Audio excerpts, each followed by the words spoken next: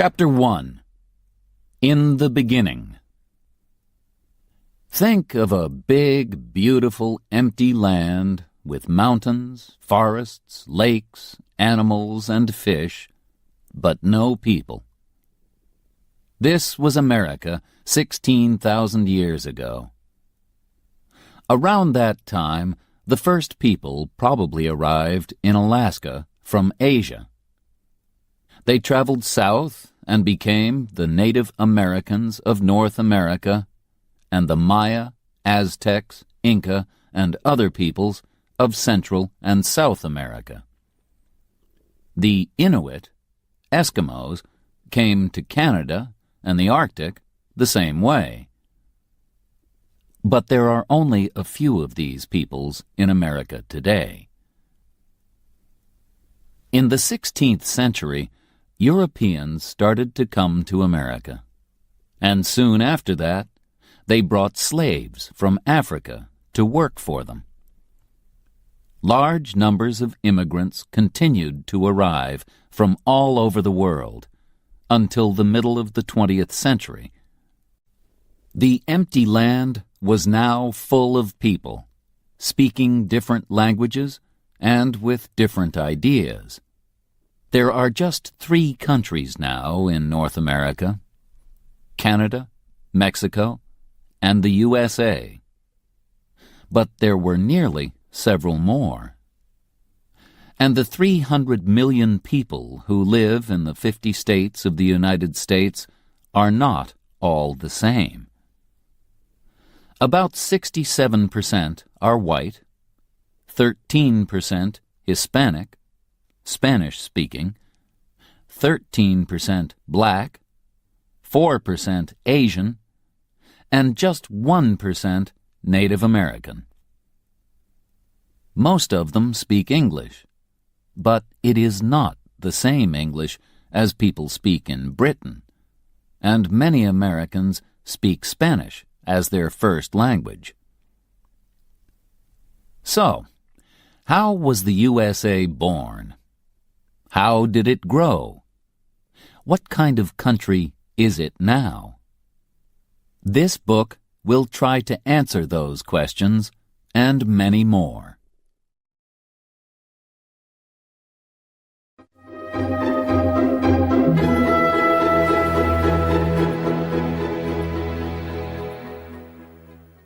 Chapter 2.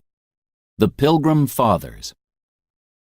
The name America comes from an Italian businessman called Amerigo Vespucci, who sailed to South America between 1499 and 1502.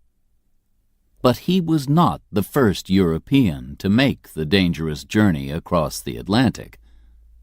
The Vikings came to Vinland, probably Canada or New England, from Scandinavia around AD 1000. But they did not stay. Then, in 1492, a brave Italian sailor called Christopher Columbus reached the Caribbean while he was looking for a sea route from Europe to India. Columbus called the Native Americans Indians because he thought that he had reached India. When Columbus returned to Europe, he told people about his adventures, and other sailors, like Cabot and Cartier, followed him across the Atlantic. Europeans came to fish the rich seas of America, too. But it was only in the 17th century that the French, the Dutch, and the British all came to live in North America. The French in Quebec, the Dutch in New York, and the British in Virginia and New England. 2 very different groups of English people crossed the Atlantic.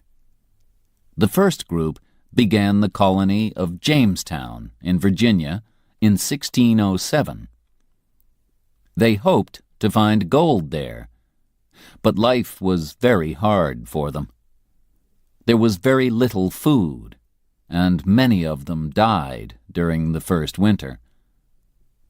Then Pocahontas, the daughter of a Native American chief, became a friend of Captain John Smith and helped him and the other English people. She later married a man called John Rolfe and went to England with him. Luckily, tobacco saved the young colony.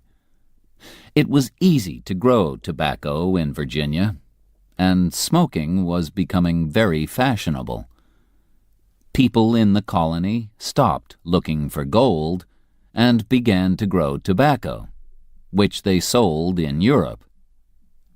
Soon, they started to bring people from Africa to work as their slaves and help them to grow more and more.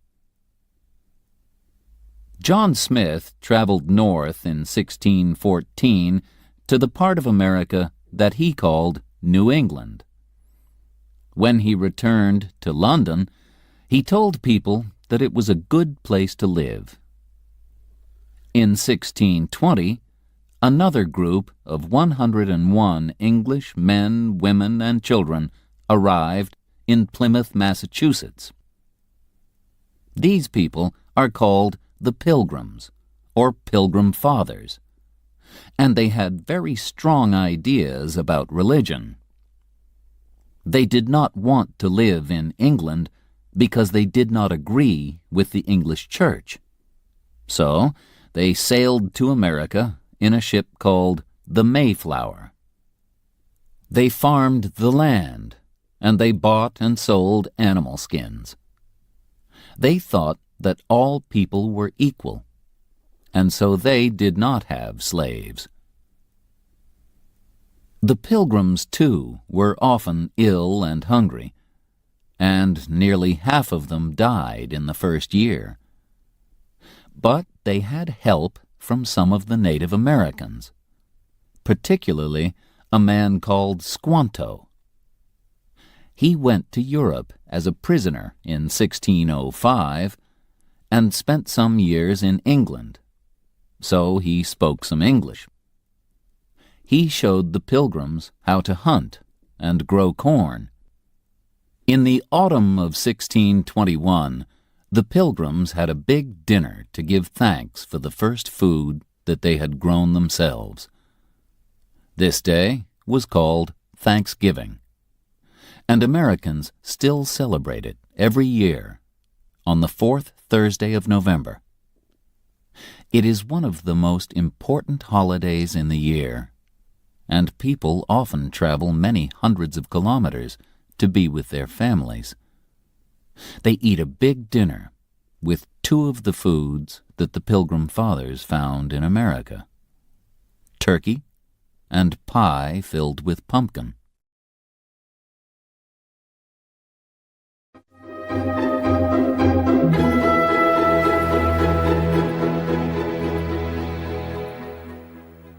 Chapter 3.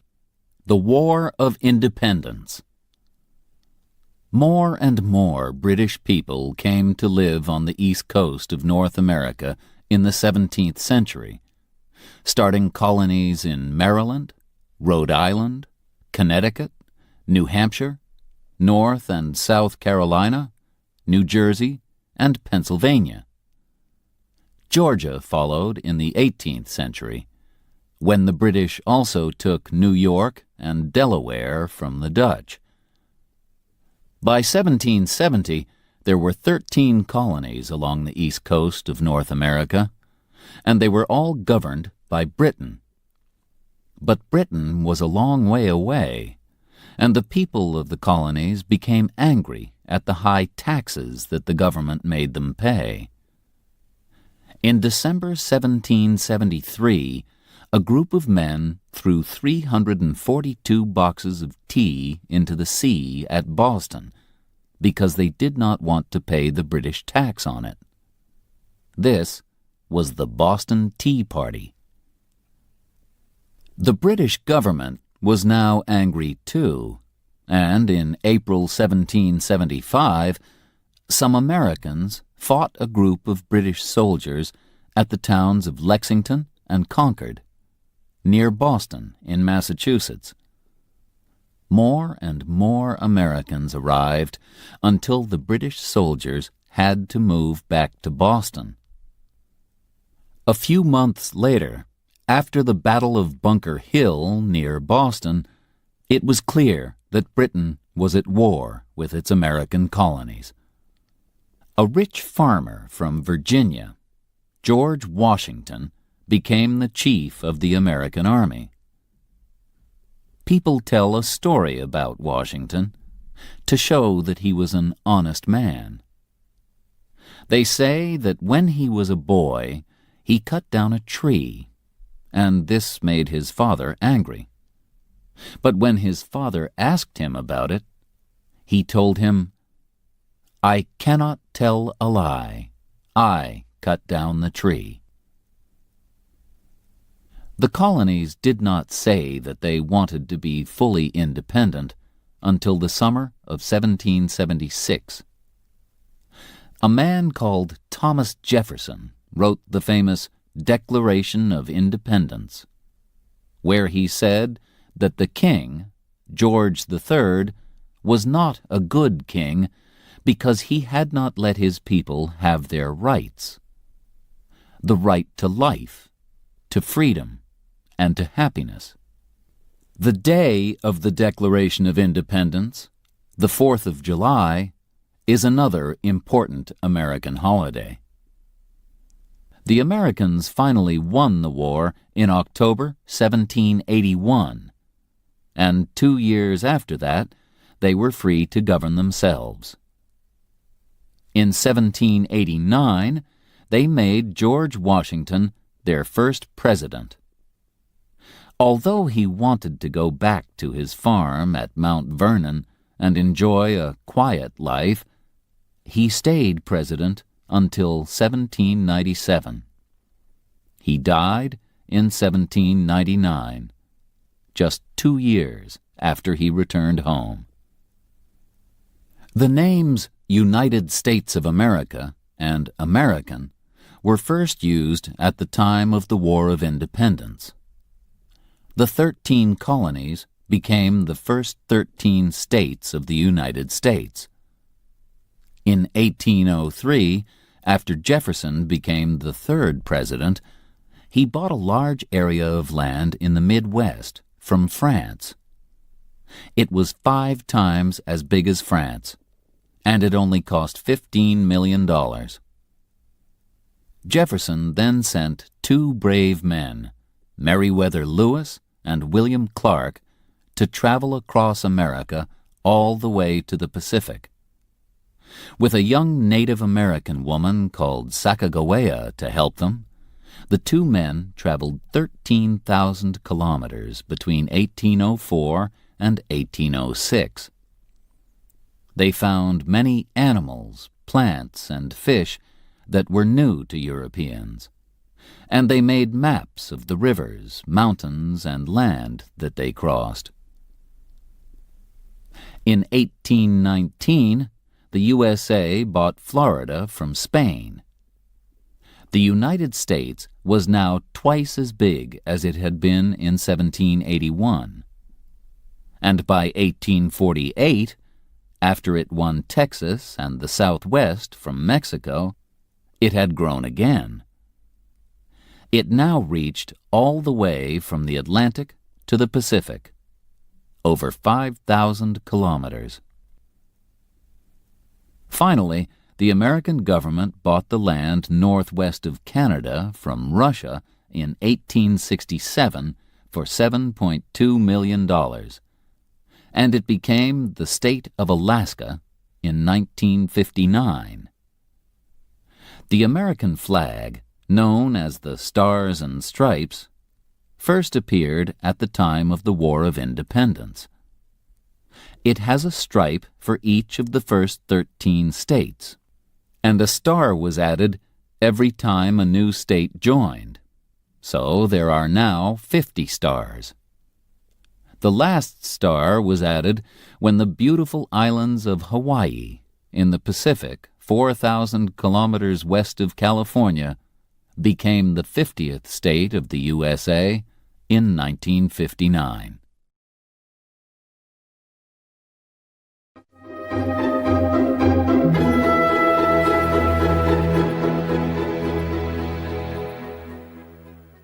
Chapter 4. The Civil War. The young country grew quickly, and by the middle of the 19th century it had 31 million people. But there were serious differences between the North and the South. And in 1861, a terrible war started. At least 600,000 people died in the battles or from disease. The war began because the southern states kept slaves to work in the cotton fields, but slaves were not allowed in the North. People from the South wanted to have slaves in the new lands of the West, but people from the North argued against this.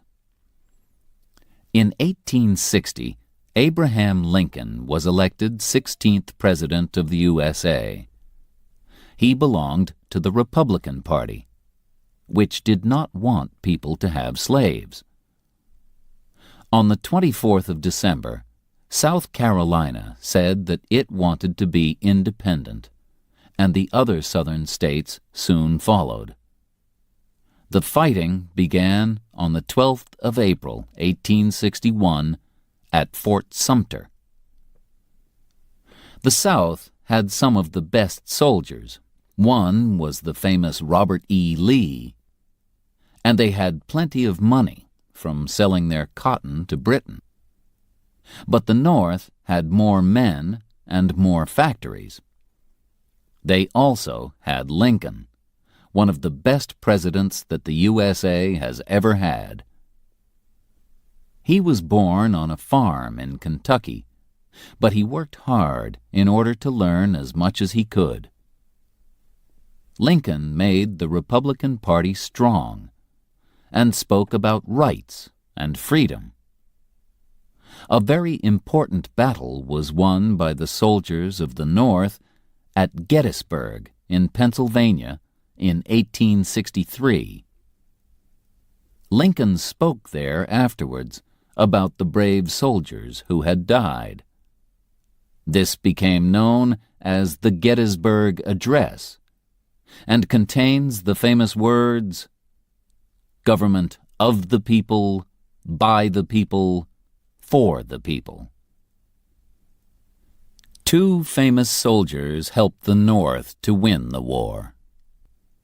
General Sherman is remembered in a famous song that tells the story of how he took 60,000 of his soldiers on a journey of 400 kilometers from Atlanta in Georgia to the Atlantic coast.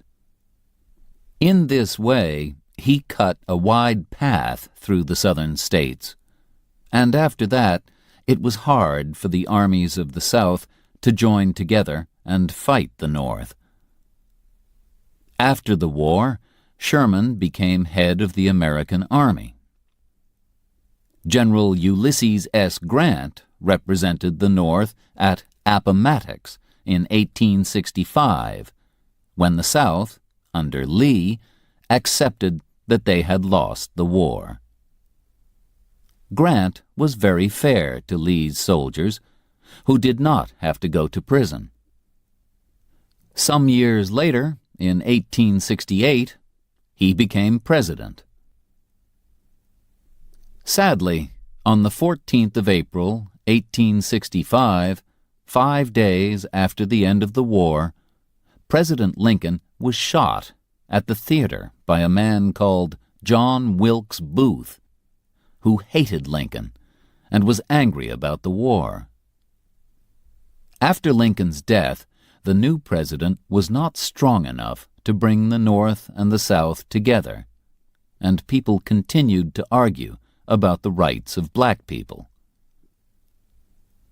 During the Civil War, Louisa May Alcott wrote her famous book, Little Women, about a family of 4 girls living at home in the North with their mother, while their father was away at the war.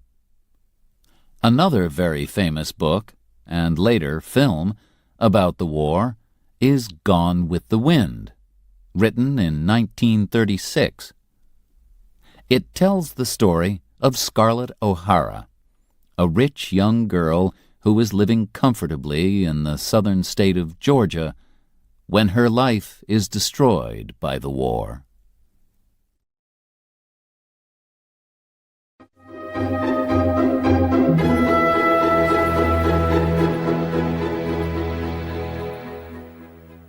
Chapter 5. The Wild West. During the 19th century, more and more people went to live in the west of the USA. The Wild West that you can see on television and in films is full of cowboys, Indians, and fighting.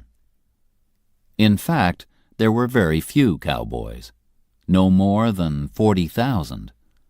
And real cowboys did not shoot each other or fight Indians very often. They worked hard at their job, taking care of the cows, and at least a quarter of them were black or Mexican. They took cows from Texas up to the railway towns in Kansas and Missouri. From there, the cows were sent to Chicago and killed, and the meat was sent to the east and sold. The cowboys almost disappeared after about 30 years because the government gave the land to farmers and their families. From 1862 to 1900, more than 500,000 farmers came to live in the West, where they made new farms and grew food. One family that moved west was the Ingalls family, whose daughter, Laura Ingalls Wilder, told the story of their journey in books like Little House on the Prairie. Life for these farmers was very hard, particularly in winter. The farms were very lonely, but soon the railways helped to bring people together. In 1869, the railway line from the east met the line from the west in Utah. So then Americans could travel right across the USA by train. Before the railway, from 1860 to 1861, the post was carried across the country by the famous Pony Express. Horses and riders waited at different places. One man rode with a bag of letters for about 120 kilometers and then gave it to the next man. In this way, letters only took about 10 days to cross the country. One very well-known rider was Buffalo Bill Cody. He later became a soldier and a hunter. They say that he shot 4,280 buffalo in 1 year. In the 1880s, Buffalo Bill started his Wild West show, a kind of traveling theater, with the famous cowgirl Annie Oakley.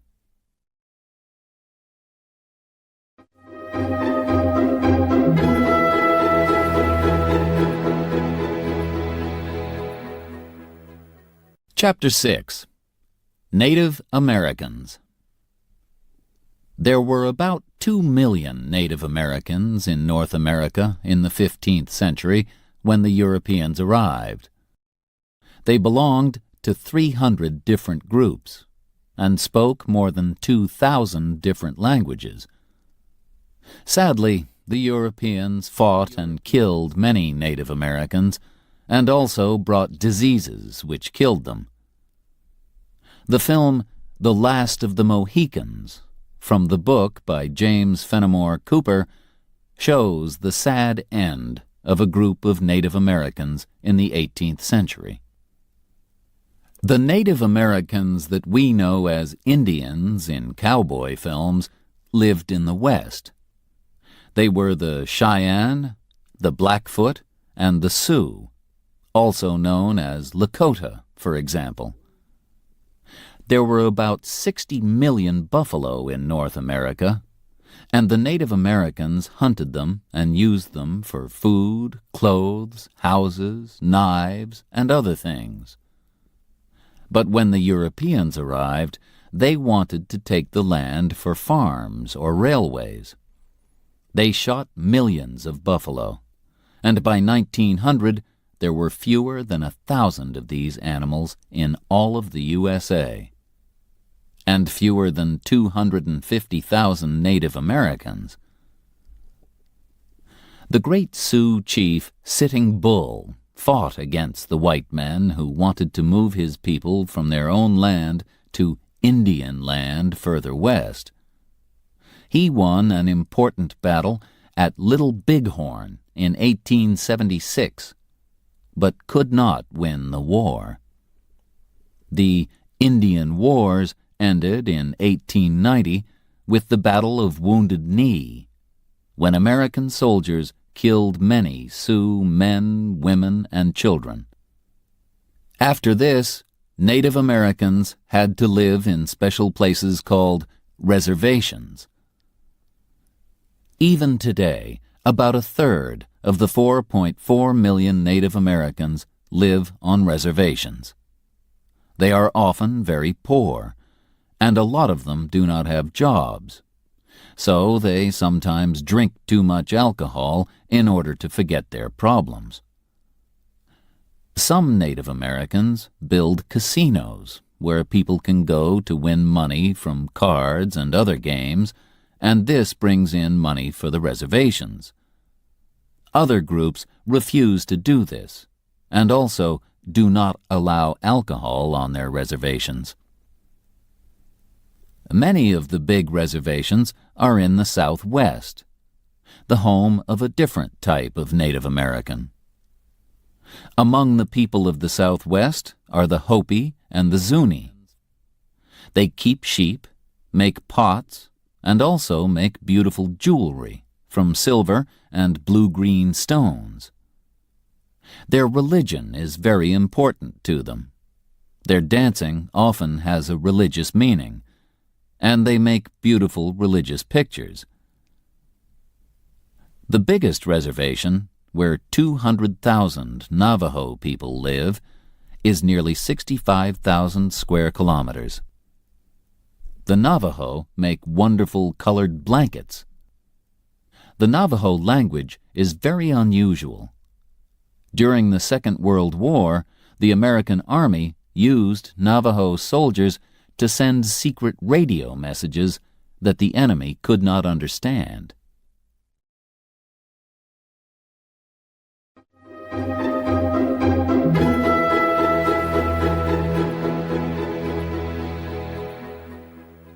Chapter 7. New Americans. At the beginning of the 19th century, most American families had come from Britain, Germany, and Scandinavia, and they were farmers or business people. But soon that began to change. Factories were built, and cities grew. Poor people arrived from other countries hoping to find work. Between 1840 and 1900, about 5 million people came from one country, Ireland. Another 5 million immigrants came from Italy, and millions more from Russia, Poland, and other countries of Eastern Europe, hoping to find jobs and freedom. America kept an open door until 1924, and about 27 million people arrived between 1880 and 1930. They were often poor, had different religions, and had not been to school for very long. There was a lot of prejudice against them. Immigrants from Europe arrived at Ellis Island in New York, where they were all checked for disease and for other problems. Close to Ellis Island is the Statue of Liberty. Liberty means freedom. On it are these famous words: "Give me your tired, your poor." The statue welcomed the poor, tired immigrants who hoped for a happier life in the USA. The Chinese immigrants who arrived in the west of the USA also found prejudice. Many people came to live in California after gold was found there in 1848, and among them were 300,000 Chinese. Many of the Chinese stayed to work, building the new railways. Like black people and Native Americans, the Chinese had no civil rights, and after 1882 they were no longer allowed to enter the USA. But in the 20th century, Chinese people started to arrive again, and now the cities of the West Coast have large numbers of Chinese families. The writer Amy Tan tells stories about life as a Chinese American in The Joy Luck Club and other books. Today, most immigrants to the USA come from Spanish-speaking countries like Mexico and Puerto Rico. More than 6 million have arrived since 1980, and Spanish has become the second language of the United States. The Irish, Italians, and Eastern Europeans usually stayed in the big cities of the East or the Midwest, like New York, Boston, or Chicago, and worked in the factories. Although most of them learned English and became Americans, they also wanted to keep their own way of life. So in many cities, you can find places called Little Italy or Chinatown, for example, where the restaurants have Italian or Chinese food. In New York, Boston, and Chicago, St. Patrick's Day is a big celebration for the Irish on the 17th of March, and Chinese New Year is a big celebration in San Francisco.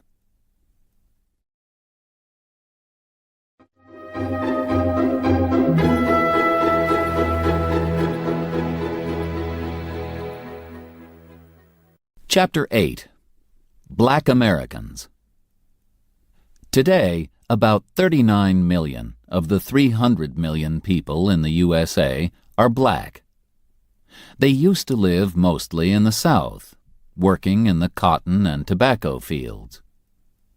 A story about the hard life of slaves, Uncle Tom's Cabin by Harriet Beecher Stowe, was very popular in the mid-19th century. It made a lot of people see that keeping slaves was wrong, and it told the exciting story of how a slave family escaped using the Underground Railway. This was not a real railway, but a number of places where slaves could find help. People in each house could show them the way to the next safe house. Harriet Tubman and Frederick Douglass were famous slaves who helped many other slaves to escape from the South to the North using the Underground Railway. Frederick Douglass escaped in 1838 and started to work for the freedom of other black people. He had understood that in order to be free, he needed to learn to read and write, and he wrote a book about his life. After this, he traveled to Europe to speak about slavery, and later returned to New York and started several newspapers. During the Civil War, he told black men to join the army to fight for the North, and after the war, he worked for the government. Harriet Tubman traveled 140 kilometers to freedom in 1849 with the help of white people and free blacks. Although it was dangerous, she returned in order to help her family, and she bravely said, "I can only die once." In the 1850s, she helped more than 300 slaves escape. After the Civil War, white Southerners were angry that they had lost the war and angry that slaves were now free.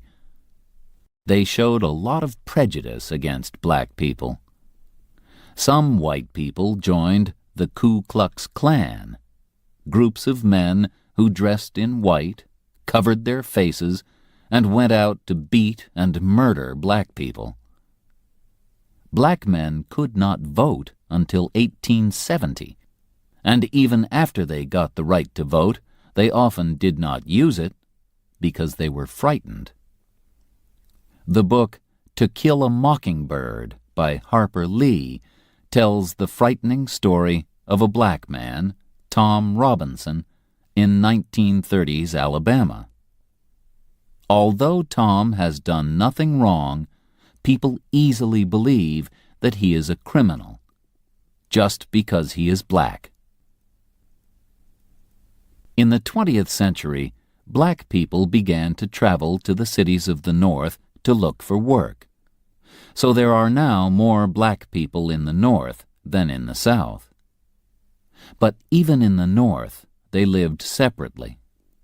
In the South, they had to sit separately on buses and eat in separate parts of restaurants.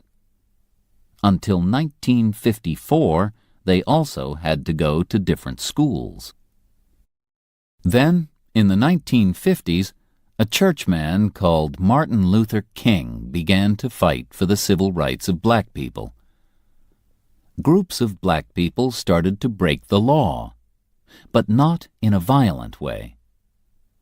In 1955, in Montgomery, Alabama, a woman called Rosa Parks became famous when she refused to give her seat on a bus to a white man. Then more black people refused to use the buses, and the bus companies lost a lot of money. Black people also started to go into whites-only restaurants. In August 1963, 200,000 people met in Washington and heard Martin Luther King speak about the need for black people to be equal with white people. He began with these words, which have become famous. "I have a dream." Finally, in 1964, a law was passed which gave black people their rights, and Martin Luther King was given the Nobel Peace Prize. But in 1968, he was murdered in Memphis, and fighting started in more than 100 cities. During the 1970s and 1980s, prejudice against black people slowly began to appear less often, and many black people now have good jobs in business and government. A black woman like Condoleezza Rice can represent the American government in other countries, and perhaps even think about becoming president. But there are still problems. When Hurricane Katrina destroyed the city of New Orleans in 2005, most of the people who lost their houses were black. Many of them waited a long time for help from the government. Was it because they were black? A lot of people think so.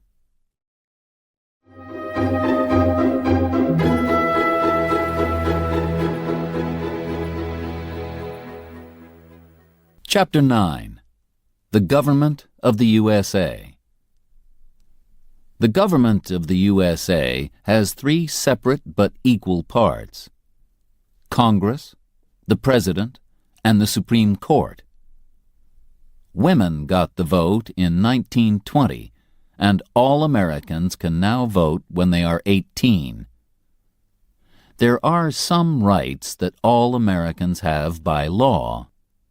For example, the right to speak freely. Congress makes the laws. There are, in fact, two houses of Congress, the Senate and the House of Representatives. There are 100 people in the Senate, 2 from each state, and they are elected for 6 years. There are 435 people in the House of Representatives, and they are elected for 2 years only. The states with more people, like California, have more representatives. States which do not have many people, like Wyoming or Delaware, only have one representative. The president is elected by votes from each state. A state has the same number of votes as the number of its representatives and senators. So the states with most people become very important.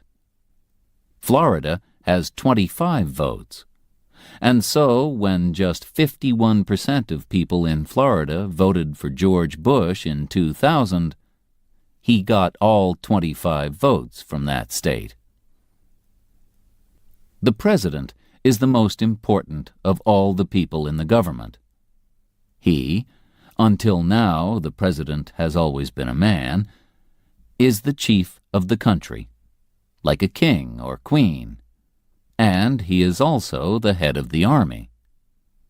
He is elected for 4 years, and no one can be president for more than 8 years. He can say no to laws passed by Congress, but Congress can also say no to him, and he chooses the judges for the Supreme Court. He lives and works in the White House in Washington, D.C. The Supreme Court is the most important court in the country and has 9 judges. Their job is to decide what the laws mean.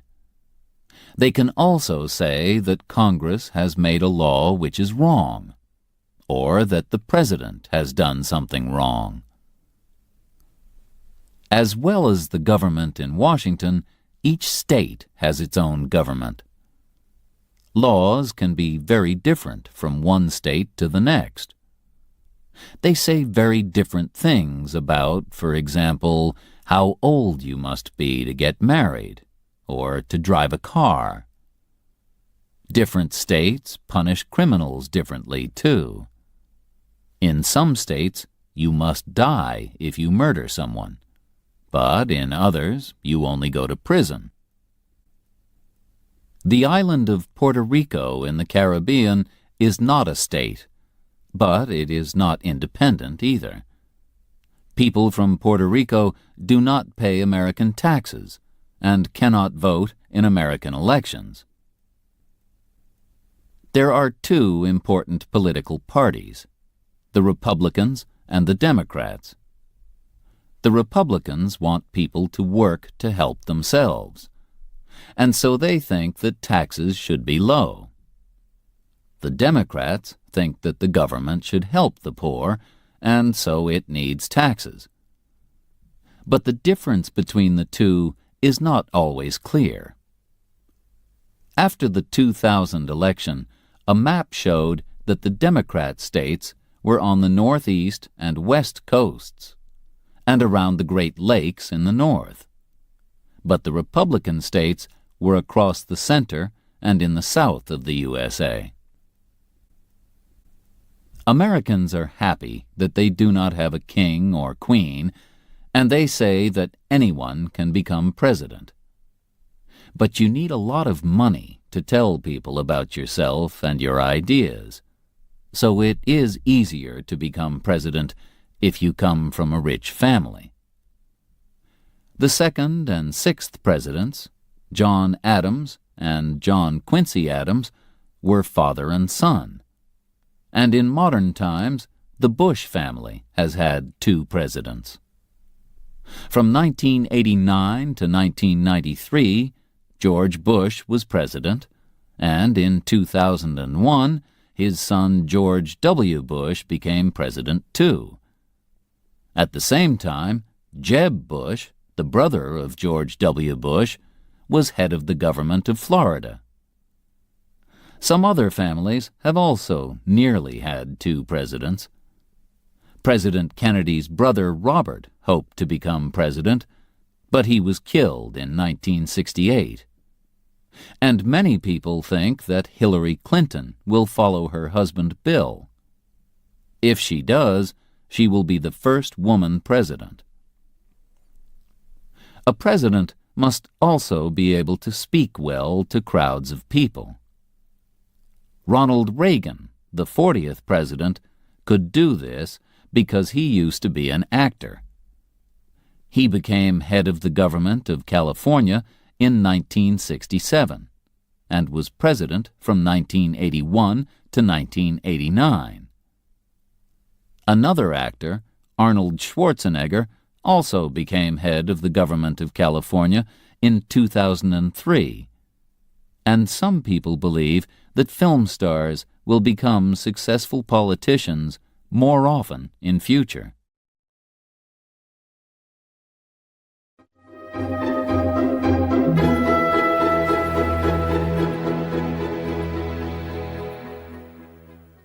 Chapter 10. Living in the USA. Many people who have never been to the USA recognize it from films and TV programs. Then there is the work of the artist Edward Hopper, whose pictures of ordinary American people, streets, and houses, in the city and in the country, make us think of old films. But what is life in America really like? Most Americans who have jobs live more comfortably than people in almost any other country in the world. They usually work a 40-hour week, and they have 2 weeks holiday a year, as well as holidays like Thanksgiving and Christmas. In 60% of families, the husband and the wife both work. Although more than 40% of the land is farmed, not many people work as farmers, and fewer Americans work in factories than in the past. Most jobs are now in places like hospitals, banks, hotels, and shops. If you do not have a job, and around 6% of Americans do not, life is hard. The government gives you a little money, but it is not enough to buy everything that you need. How many Americans are poor?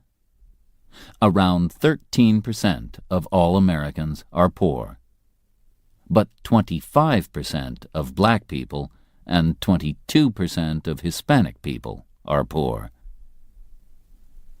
The money in the USA is the dollar, which contains 100 cents. Some coins have special names. 5 cents is a nickel, 10 cents is a dime, and 25 cents is a quarter. In taxis, restaurants, and other places, people give a tip, extra money on top of the price. Without this extra money, many workers do not have enough money to live. Americans do not use kilograms and kilometers, but pounds and miles. Dates are also written differently from dates in Britain. The 4th of July is 7-4, not 4-7. Sadly, the world learned about how Americans say dates on the 11th of September 2001, the date that we remember as 9/11. Because the USA is such a big country, the time changes as you travel from one side to the other. When it is 12 midday in New York, Eastern Time, it is 11 a.m. in Kansas, Central Time, 10 a.m. in Arizona, Mountain Time, and 9 a.m. in Seattle, Pacific Time. And the time in Alaska is 8 a.m. and in Hawaii, 7 a.m. The pictures by the artist Norman Rockwell tell stories of the life of ordinary families from the 1920s to the 1970s. Although they are often too happy to be true, they give us an idea of life in small towns that has not all disappeared yet. 2/3 of Americans own their homes, often with a garden. At least 85% of families have a car, and more than 75% of Americans drive to work. They also use their car to go to drive-in restaurants, coffee shops, or even banks. Henry Ford, who made the famous Ford cars, was born in Michigan, near Detroit. His Model T, 1908, was the first car that was cheap enough for ordinary people. "Anyone can drive a Ford," they said. And by 1918, half the cars in the USA were Model Ts. Now, more and more Americans drive very big cars called SUVs. The USA does not have a state religion, and no religion is allowed in schools. Instead, every morning American students make a promise to the American flag. But over 80% of Americans belong to a Christian church, and Christianity is very important, particularly in the south of the USA. In some states, books are not allowed in schools if they say something different from the Christian story of the beginning of the world. Some churches are just for black people, and black churchmen like Martin Luther King and Jesse Jackson have worked very hard for the rights of black people. One large religious group is the Latter-day Saints, or Mormons, who live mainly in Utah. They have very strong ideas about how to dress and are against alcohol and tobacco. If they do not want to go out, Americans can stay at home and watch television. Nearly all families have a TV, and an ordinary family watches more than 7 hours a day. There are over 10,000 TV stations, and most of them belong to businesses, not to the government. American TV programs are sold all over the world. There are more than 1,500 daily newspapers, but most of them are just for one city. The most popular newspaper is USA Today, which sells 5 million copies a day. You can buy papers like the New York Times and the Washington Post everywhere, as well as the magazines Time and Newsweek. And, of course, Americans love to shop. The supermarket first appeared in America, and now many shops are open 24 hours a day. Some of the biggest shopping centers in the world are in the USA. Mall of America in Minneapolis has over 500 shops and covers 1.25 million square meters. You could put 32 Boeing 747 planes into it.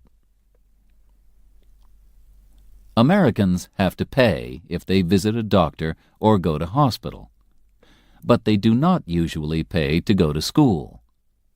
Schools, like the laws, are different from state to state, but in most places, everyone goes to school for about 12 years. The years are called grades. Grades 1 to 5 are elementary school, 6 to 8 are middle school, and 9 to 12, high school.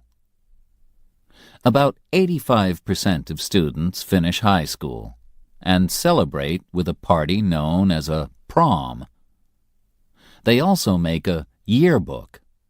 This has photos of all the students in their class and some information about each person.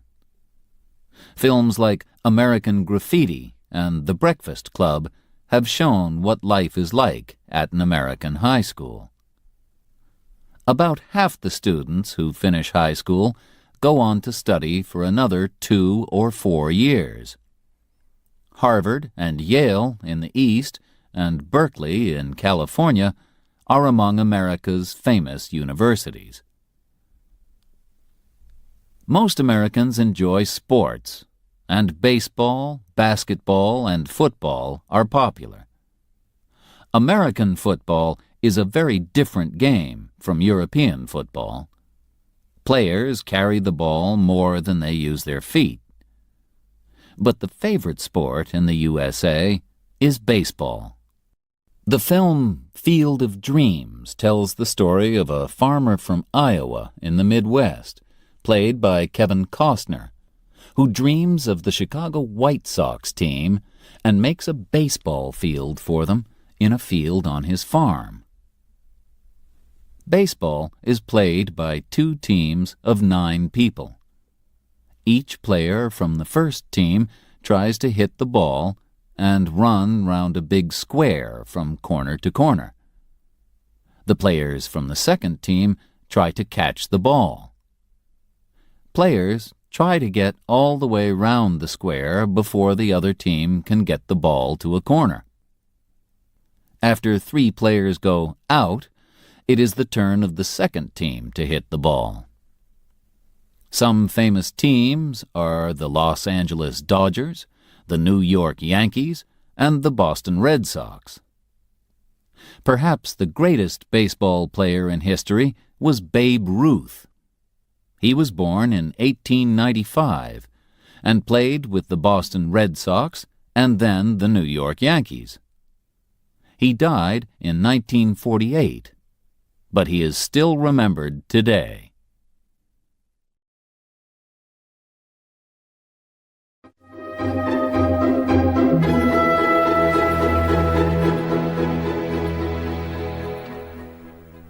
Chapter 11. Eating and Drinking the American Way. What do Americans eat? American fast food is sold in restaurants in almost every country of the world. The most famous examples are probably hamburgers, hot dogs, and chips, which are called French fries. A lot of Americans are fat, perhaps because they eat too much fast food. These days, many families in America do not sit down to eat dinner together, but eat alone every few hours all through the day. Sweet foods like pies and ice cream are very popular too. The famous Ben & Jerry's ice cream started in Vermont in New England. But more and more people are interested in healthy eating, so they choose foods that are better for them, or they decide to stop eating meat. If you visit the USA, you will be able to enjoy an American breakfast. Eggs are cooked in a lot of different ways. Sunny side up means with the yellow on top. Over easy means with the yellow underneath, but still soft.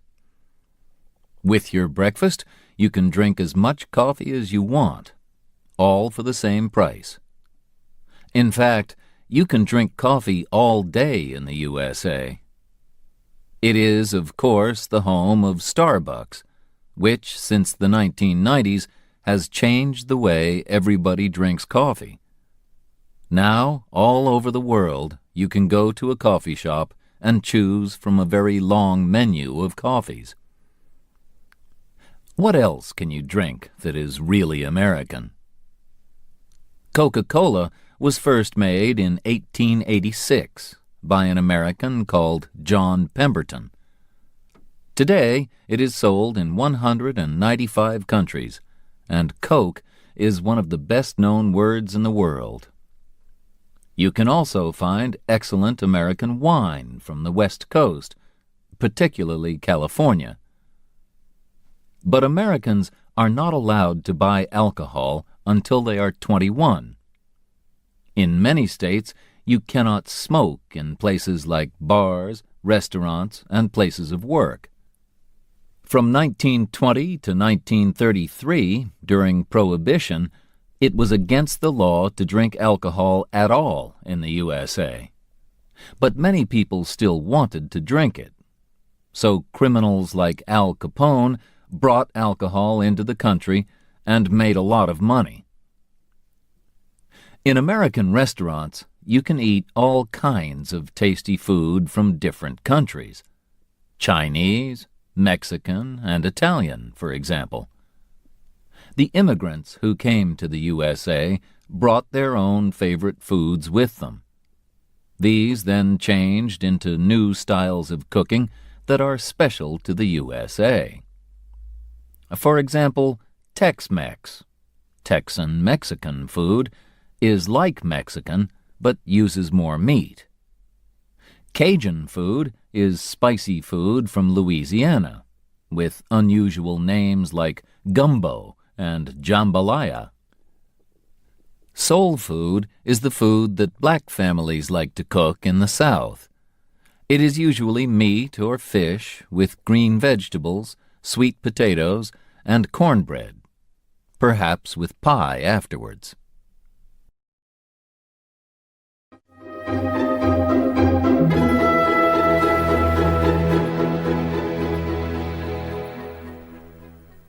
Chapter 12. Music from America. All over the world, people listen to American music. It began with the songs of black American slaves. Black slaves in the South sang work songs and religious songs with a shape of call and response. This is like a conversation in music. One person sings, and then another answers. When the slaves got their freedom after the Civil War, they began to tell their own stories in music called the blues, particularly in the area around the Mississippi River. It had the same shape, where the singer sings and the guitar answers. The word blue can mean sad, and the songs tell a sad story of hard work and danger. At the beginning of the 20th century, black people moved from the South to the North to find work. They took their music with them to cities like Chicago and Detroit. Musicians like Muddy Waters, Willie Dixon, John Lee Hooker, and Howlin' Wolf were the first to use electric guitars. Records of the blues became very popular in the 1920s and 1930s, when singers like Bessie Smith became famous. In the 1950s, Elvis Presley, who came from Mississippi, was the first white singer to sing music that came from the blues. In the 1960s, soul was born from the old-style blues, with singers like Marvin Gaye and Otis Redding. The city of Detroit has a lot of car factories, and it gave the name Motown, Motortown, to soul music. People all over the world listened to Motown singers like Diana Ross, Stevie Wonder, and the Jackson 5 in the 1960s and 70s. Jazz was born in the city of New Orleans, on the Mississippi River in the far south of the USA. It, too, probably began with the songs and dancing of black slaves in the 1830s. The musician Jelly Roll Morton said he was the first to play jazz in 1897, but nobody really knows when it began. Black musicians like Louis Armstrong became famous in the 1920s in Chicago, and jazz music became popular across the world after it traveled to New York and Paris in the 1930s. George Gershwin, who made music for films and theater, thought jazz was an important part of American life, and he used it in music like his Rhapsody in Blue. During the Second World War, American soldiers brought the swing music of the big dance bands like Glenn Miller to Europe. This was not jazz, but part of the same family of music.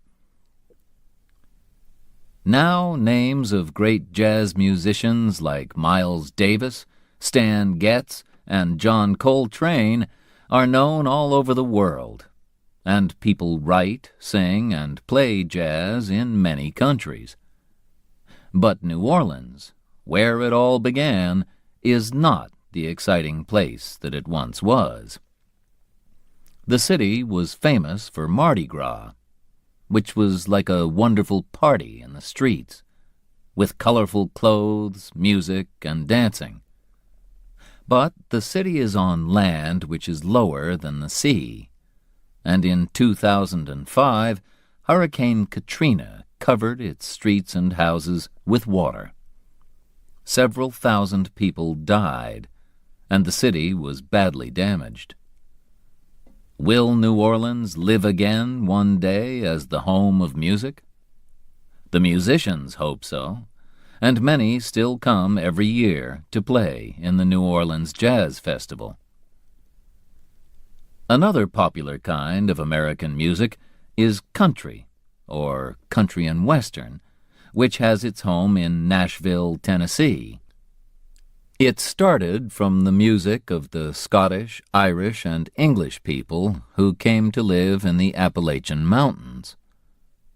Country music began to be really popular in the 1920s, when Jimmie Rodgers and the Carter family made the first country records, and the Grand Ole Opry radio show started in Nashville. Music is still recorded in Nashville, and if you go there, you can visit the Country Music Hall of Fame.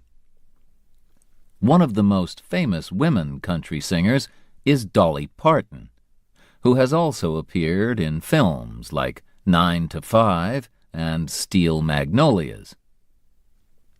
Johnny Cash, the Man in Black, sold millions of records in the 1960s and 1970s, and was still popular when he died in 2003. The 2005 film Walk the Line, which told the story of Johnny's early life, was very successful.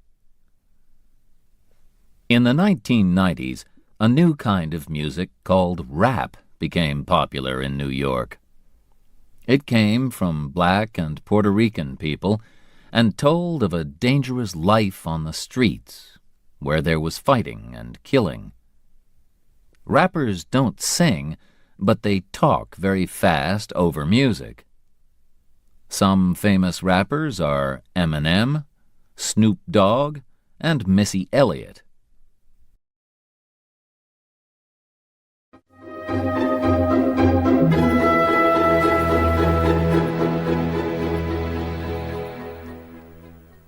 Chapter 13. Some Great American Cities. Some of America's greatest cities are on the Atlantic coast. Boston, in the Northeast, where the fight for independence began in the 18th century, is one of the oldest cities in the USA. Here you can walk the Freedom Trail and visit the place where the tea was thrown into the sea. A few kilometers away, in the city of Cambridge, is Harvard, the oldest university in the USA, which was opened in 1636. The famous Massachusetts Institute of Technology, MIT, is in Cambridge, too. Perhaps the most famous family in 20th century Boston was the Kennedy family. Like many other Boston families, they came from Ireland. They became very rich, and John F. Kennedy, a Democrat, became President of the United States in 1961. At that time he said, "Ask not what your country can do for you, but what you can do for your country." He and his beautiful wife Jacqueline were young and popular, but sadly, in 1963, Kennedy was shot and killed in Dallas, Texas. New York is the biggest city in the USA. It is a great place for theater, shopping, and restaurants. It is also the home of the United Nations, whose offices are in a beautiful glass skyscraper. But people remember two even taller skyscrapers, those of the World Trade Center, because on the 11th of September 2001, two planes flew into them and killed nearly 3,000 people. The Empire State Building is now the most famous skyscraper in the city once again. It is 443 meters high, has 102 floors, and has appeared in King Kong and many other films. The Statue of Liberty is another favorite place for tourists. It is 93 meters tall, and the best way to see it is by boat. It was a present from the people of France for the 100th birthday of the USA in 1876. Many visitors to New York go there just to shop. The biggest shops, selling all kinds of things, are Macy's and Bloomingdale's. Tiffany's on Fifth Avenue sells beautiful jewelry, but it is very expensive. Times Square and Broadway are the center of the theater area, and Greenwich Village has been the home of artists and musicians since the 1940s.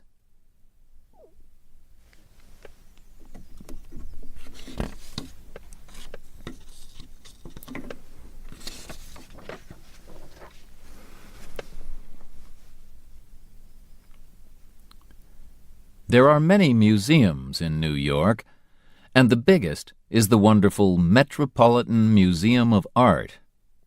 Or, if you get tired of the city, you can go into Central Park, a big area of green in the middle of the busy streets of Manhattan. Washington, D.C. is the capital of the USA. It was built in a special area, the District of Columbia, D.C., on land that came from the states of Maryland and Virginia. It is different from most American cities because it has no skyscrapers. Its highest building is the Capitol, home of the Senate and House of Representatives. You can visit the White House, where the President lives, as well as museums of history, art, and air travel. Some of the city's most beautiful houses are in the old area of Georgetown. Much further south are the old cities of Savannah, Georgia, and Charleston, South Carolina, where there are also many beautiful old houses. They look the same as they did 150 years ago or more. But not all southern cities are old. Atlanta, in Georgia, is big and modern, with one of the busiest airports in the world. There are plenty of jobs, and people think that it is a comfortable city to live in. Away from the coast, in the state of Illinois, Chicago is sometimes called the Windy City because of the cold winds that blow in from Lake Michigan. The first really tall buildings were built in Chicago after the Great Fire of 1871. Today, the Sears Tower in Chicago, more than 500 meters high, is the tallest building in the USA. Frank Lloyd Wright, 1867 to 1959, who made beautiful houses and other buildings, worked in Chicago, and you can see examples of his houses there. Like any big city, Chicago has factories, shops, museums, and restaurants. But only Chicago has Wrigley Field, the famous baseball field. On the West Coast, Seattle has become one of the most popular cities in America since the 1980s. In 1985, Starbucks started the fashion for Italian coffee shops here. In the 1990s, it was the home of new music from bands like Pearl Jam and Nirvana. Bill Gates of Microsoft, one of the richest men in the world, was born in Seattle. Films and TV programs are made about people who live in Seattle. A city that was once quiet has become crowded and more expensive. Las Vegas, in the hot, dry state of Nevada, is full of casinos. People win and lose thousands of dollars there, playing cards or other games.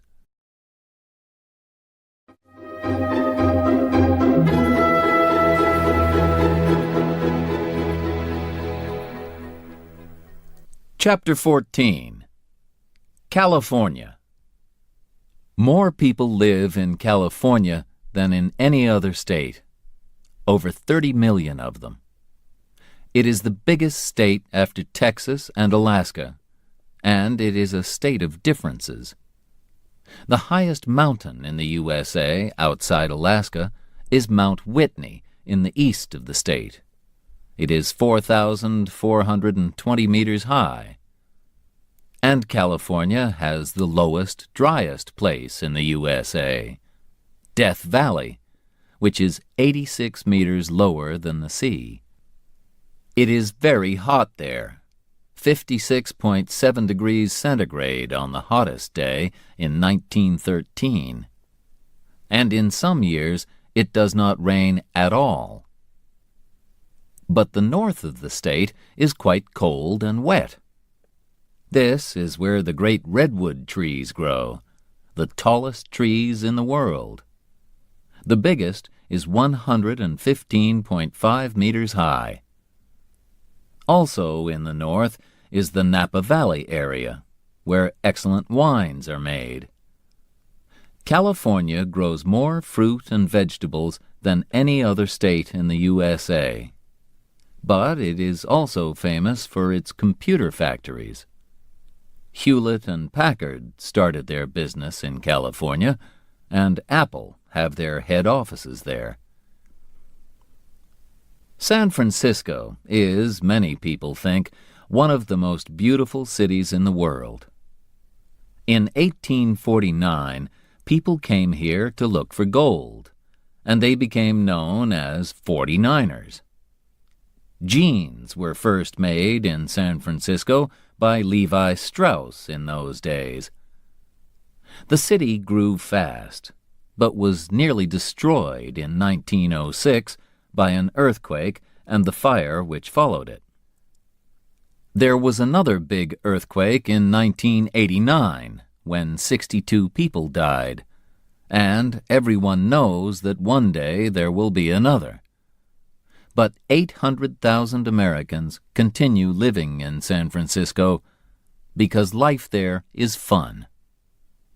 San Francisco was the meeting place for two groups of people who wanted a life that was different from the life of ordinary people.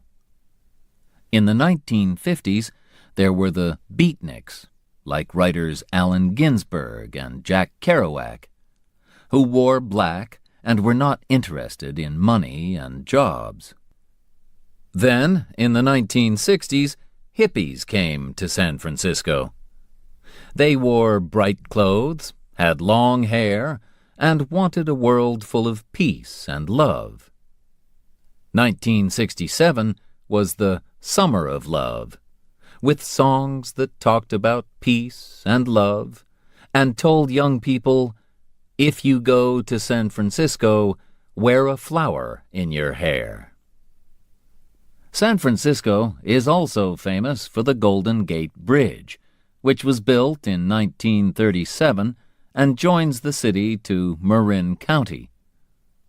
More than 40 million journeys are made across it every year. It is 2.7 kilometers long and 67 meters above the water.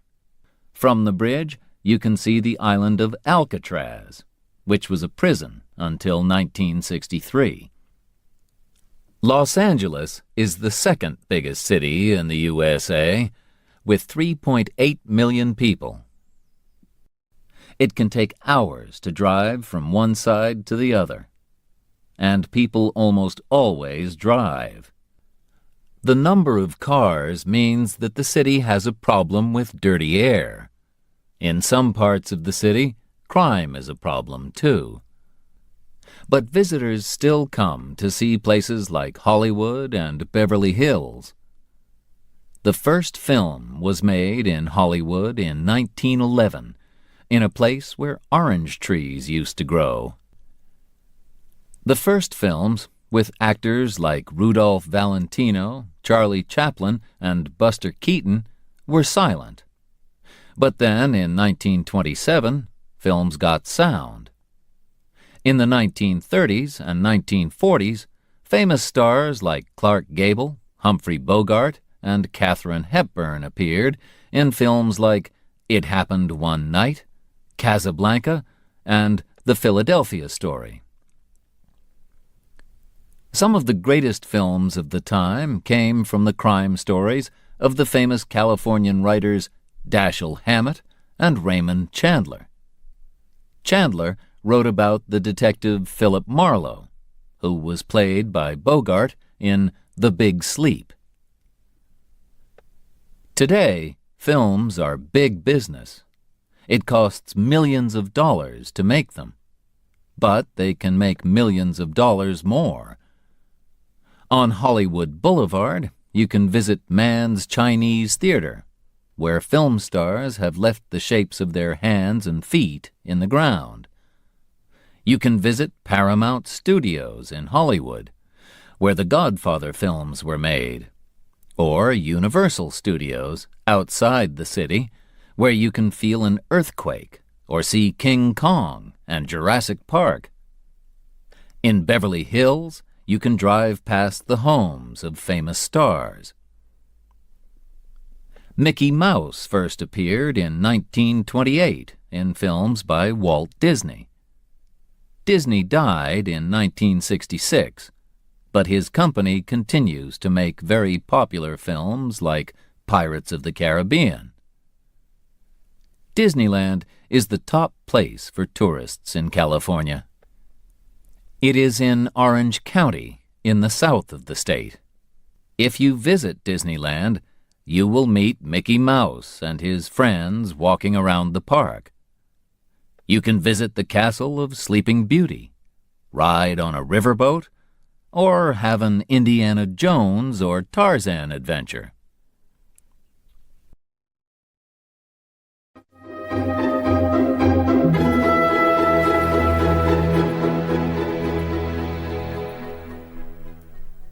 Chapter 15. Beautiful Places to Visit. The USA has some of the biggest cities in the world, and more than 3/4 of its people live in cities or towns.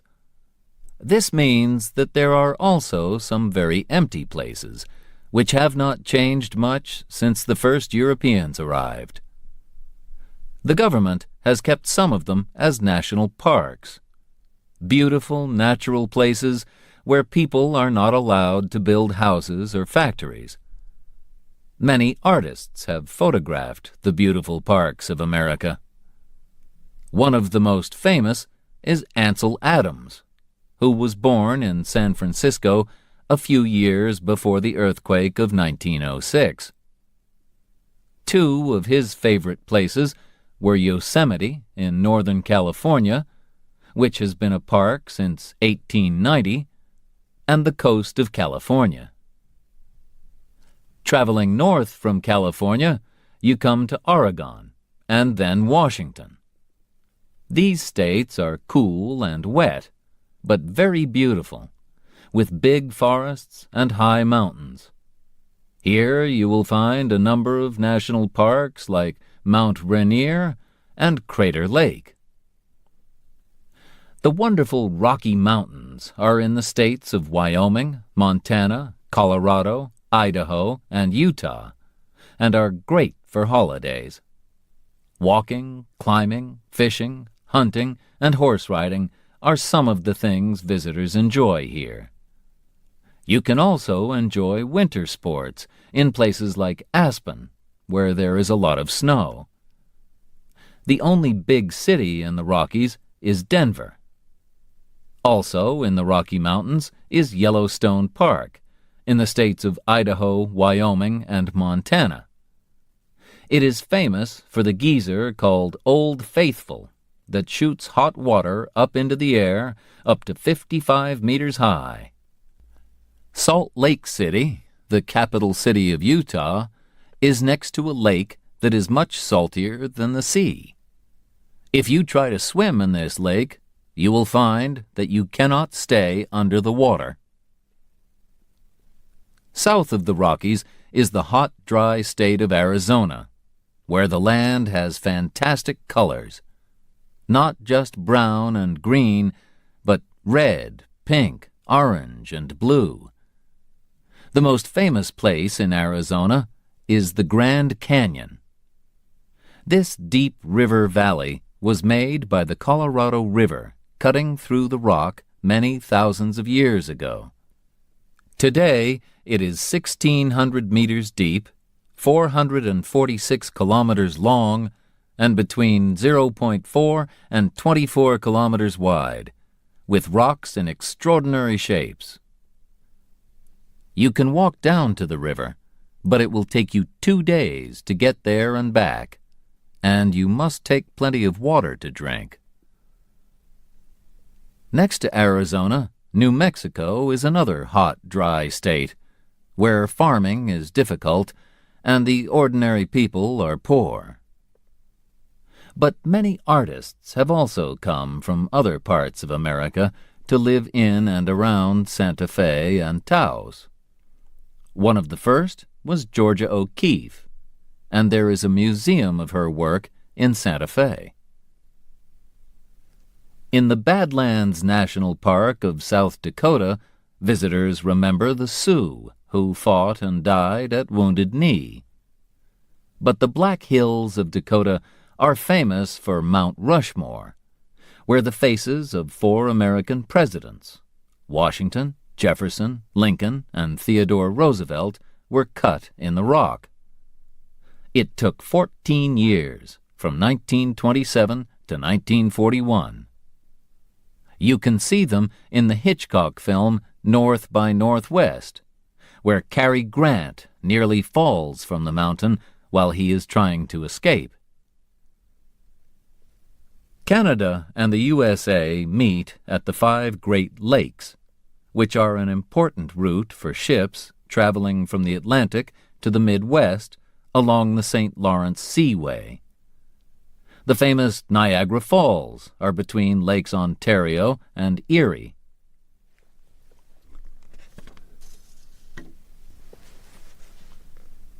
These waterfalls are 51 meters high. You can look at them from the top from Canada or the USA, or you can take a boat trip and see them from below. Together, Lakes Erie, Ontario, Huron, Michigan, and Superior cover 244,108 square kilometers, more than any other group of lakes in the world.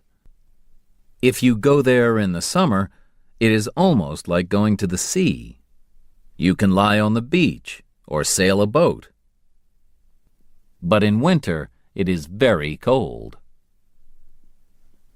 Thousands of kilometers south of the Great Lakes is the state of Louisiana, which used to be French. The Mississippi River is 3,778 kilometers long, and in the 19th century it was an important route between the North and the South. Mark Twain wrote wonderful stories about life on and around the river. The Adventures of Tom Sawyer, 1876, and Huckleberry Finn, 1884. Next to Louisiana, the state of Mississippi was also the home of several great writers like Tennessee Williams and William Faulkner.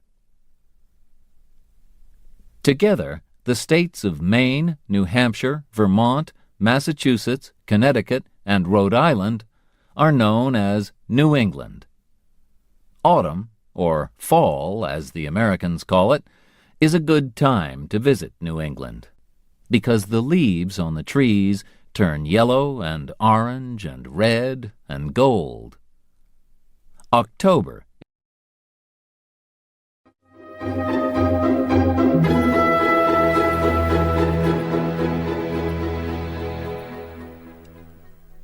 Chapter 16. Hot and Cold, Big and Small. Florida, in the far southeast, is called the Sunshine State because it is so warm and sunny. Oranges grow there, and visitors come to enjoy beach holidays.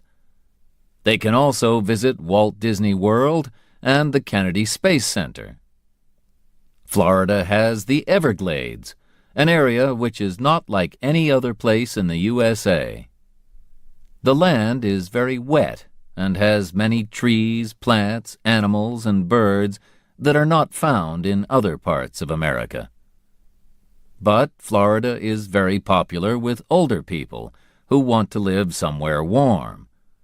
This means new houses and roads, and building them has destroyed a lot of the land. There are also more and more factories, and some people are angry that this beautiful state is losing many of its wild birds and animals because of its dirty air and water. Cold, lonely Alaska is the largest state in the USA, and Canada stands between it and the other states. Fishing and hunting used to bring money to Alaska, and gold was found there too. But today, it is important for its oil. North America's highest mountain, Mount McKinley, 6,194 meters, is in Alaska. A great way to travel there is by boat from Seattle. Most visitors go in summer. In winter, it is very cold, and it is dark for most of the day because it is so far north. However, if you are lucky, you will see the northern lights, aurora borealis, which fill the sky with fantastic colors. Texas is the second biggest state after Alaska. There are still cowboys who work there, but the modern state of Texas, like Alaska, is rich because of its oil. The smallest state of the USA is little Rhode Island, to the east of Connecticut. Newport in Rhode Island has 3 big music festivals each year. In Texas, the capital city, Austin, is also famous for its music. Janis Joplin sang there, as well as Bruce Springsteen, Van Morrison, and country singer Kinky Friedman, who also writes very funny crime books. The holiday islands of Hawaii are a long way from the other states of the USA. Many Americans go there to enjoy the beaches, like the famous Waikiki Beach, and the warm sunshine. Although there are a lot of tourists, you can escape to quieter places where you can see trees, waterfalls, and many unusual plants and birds.